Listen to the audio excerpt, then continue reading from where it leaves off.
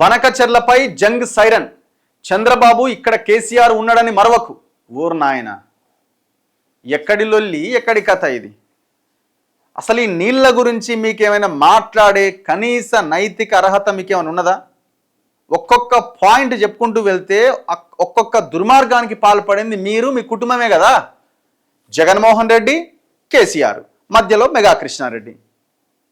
ఎవరి హయాంలో జరిగింది? 10 సంవత్సరాలుగా. ఇంకా బనకచెర్ల మీద నిర్ణయం జరగలేదు, డిస్కషన్ జరుగుతున్నాయి.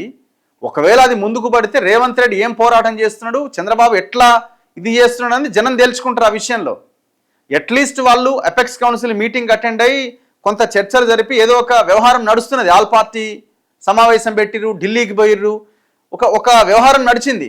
కానీ మీ హయాంలో కృష్ణా జలాలపైన రాయలసీమ ఎత్తిపోతల ప్రాజెక్టు కట్టేటప్పుడు ఆల్ పార్టీ మీటింగ్ ఏమైనా పెట్టారా? చెప్పాలి. కేటీఆర్ అండ్ హరీష్ రావు సమాధానం చెప్పాలి, జగదీష్ రెడ్డి సమాధానం చెప్పాలి. సంగమేశ్వరం ప్రాజెక్టు మీద మీరు ఆల్ పార్టీ మీటింగ్ ఏమైనా పెట్టారా? జగన్మోహన్ రెడ్డిని ప్రగతి భవన్కి పిలిపించుకొని, మెగా కృష్ణారెడ్డిని పిలిపించుకొని, మీకేం ఇబ్బంది లేదు, తెలంగాణ జనం ఎటన్న పోని, తెలంగాణ ప్రజలు ఎటైనా పోని, మీరు ఎత్తుకబోరి నీళ్ళు అని చెప్పి కేసీఆర్ మెగా కృష్ణారెడ్డికి కాంట్రాక్ట్ అప్పగించింది జగన్మోహన్ రెడ్డి ముందు వాస్తవం కాదా? పోతిరెడ్డిపాడు సామర్థ్యం పెరగడానికి కారణం మీరు కాదా? తెలంగాణ వచ్చిన తర్వాత 299 టీఎంసీలకి సంతకాలు పెట్టొచ్చింది మీరు కాదా?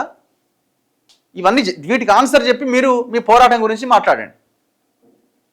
ఇట్లా మాట్లాడుకుంటూ వెళ్తే అపెక్స్ కౌన్సిల్ మీటింగ్, ఫస్ట్ మీటింగ్కి ఆనాడు కేసీఆర్ అటెండే కాలే. ఆడ కడతా ఉంటే దేనికి అటెండ్ కాలేదని అంటే ఏమన్నారు మీరు? ఏమని సమాధానం ఇచ్చారు కేంద్రానికి? నేను చాలా బిజీగా ఉన్నా, రాలేకపోతున్నా అని చెప్పినాం. జనం దుమ్మెత్తి పోస్తే సెకండ్ మీటింగ్ అటెండ్ అయ్యింది. ఆగిందా ప్రాజెక్టు? చివరికి ఆ రాయలసీమ ఎత్తిపోతల పథకం కట్టడానికి మట్టి కావాల్సి వస్తే కాంట్రాక్టర్ మెగా కృష్ణారెడ్డి మహబూబ్ నగర్లో ఉన్న మట్టిని ఎత్తుకపోయి జట్టీల ద్వారా తరలించి ఆ ప్రాజెక్టు కట్టిండు. ఇది కళ్ళ ముందు కనబడుతున్న ఉన్న వాస్తవం కాదా? ఫస్ట్ మీరు దీనికి ఆన్సర్ చేయండి. గోదావరి విషయానికి వద్దాం. మహారాష్ట్రలో పార్టీని విస్తరించే క్రమంలో ఏమన్నారు మీరు? మహారాష్ట్రకి వెళ్ళి శ్రీరామ్ సాగర్ దగ్గర లిఫ్ట్లు పెట్టి నీళ్ళు ఎత్తుకపోరి, గోదావరి నీళ్ళు ఎత్తుకపోరి, మస్తు నీళ్ళు ఉన్నాయి మాకు అని మాట్లాడినావు. యూట్యూబ్లో కొడితే వస్తాయి, ఇప్పుడు ఆ డేటా అంతా వస్తుంది, ఆ వీడియోలన్నీ వస్తాయి. మీరు 3వ సారి గెలిచి ఉంటే శ్రీరామ్ సాగర్ లిఫ్ట్ పెట్టి మహారాష్ట్రకి నీళ్లు పంపించేవాళ్ళే కదా. ఇంత దుర్మార్గాలకు పాల్పడి బనకచెర్ల మీద జంగు సైరన్ మోగిస్తారు అటు. సిగ్గుండాల మాట్లాడడానికి కొంచెమైనా. అసలు మీకు తెలంగాణ ఇప్పుడు 10 సంవత్సరాలు అయింది కదా, మీరు అధికారం 10 సంవత్సరాలు మీరే పవర్లో ఉన్నారు కదా. ఒక్క పాలసీ, ఒక వాటర్ పాలసీనో ఇంకేదైనా నిర్ణయించే ప్రయత్నం మీరు చేసిరా?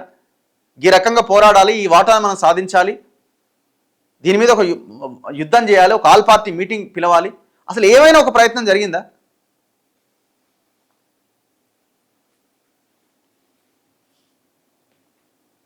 ఆయన విజిల్ వేస్తున్నా, ఆయన సపోర్ట్ కొడుతుంది. ఏందో ఇది ఇలా డ్రామా.